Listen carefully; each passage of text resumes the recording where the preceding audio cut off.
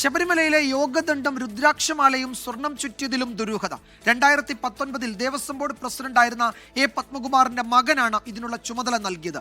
വഴിപാടായാണ് മകൻ ഇത് ചെയ്തു നൽകിയത് എന്നാണ് പത്മകുമാറിന്റെ പ്രതികരണം.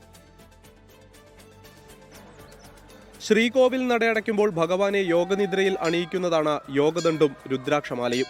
2019 മാർച്ച് 16 ദേവസ്വം ബോർഡ് തീരുമാനപ്രകാരമാണ് സ്വർണം ചുറ്റാൻ യോഗദണ്ഡും രുദ്രാക്ഷമാലയും പുറത്തെടുത്തത്. അന്ന് ദേവസ്വം ബോർഡ് പ്രസിഡന്റായിരുന്ന എ പത്മകുമാറിന്റെ മകൻ ജയശങ്കർ പത്മനാണ് പണിക്ക് ചുമതലപ്പെടുത്തിയത്. യോഗദണ്ഡിൽ സ്വർണ്ണച്ചുറ്റും സ്വർണ്ണക്കപ്പും തീർത്തു. രുദ്രാക്ഷമാലകൾ കഴുകി വൃത്തിയാക്കി. എന്ത് നടപടിക്രമമാണ് പാലിച്ചതെന്ന് പ്രതിപക്ഷ നേതാവ് വി ഡി സതീശൻ. യോഗദണ്ഡും രുദ്രാക്ഷമാലയും സ്വർണം ചേർക്കാൻ വേണ്ടിയിട്ട് കൊടുത്തിരുന്നത് ദേവസ്വം ബോർഡിന്റെ പ്രസിഡന്റിന്റെ മകന് തന്നെയാണ് കൊടുത്തിരിക്കുന്നത്. അപ്പൊ നമുക്ക് മനസ്സിലാക്കേണ്ടത് എന്ത് നടപടിക്രമമാണ് അവിടെ ഉള്ളത്.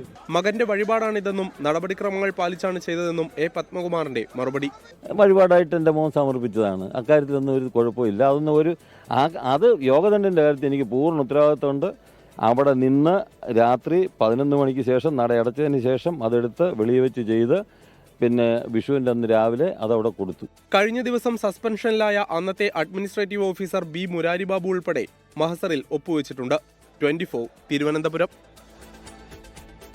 ലോകത്തെവിടെയായാലും ഏത് സമയത്തും 24 വാർത്തകളും ഓഗ്മെന്റഡ് റിയാലിറ്റി പാക്കേജുകളും എക്സ്പ്ലെയിനറുകളും വിശദമായി കാണാൻ ഞങ്ങളുടെ യൂട്യൂബ് ചാനൽ നിങ്ങൾക്ക് സബ്സ്ക്രൈബ് ചെയ്യാം.